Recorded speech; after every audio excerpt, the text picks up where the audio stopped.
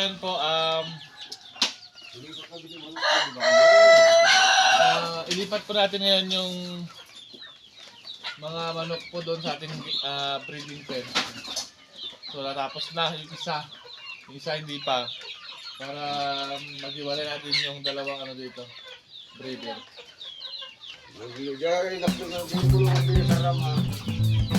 Yan, nawala yung breeder natin. Hey, nakasal niya.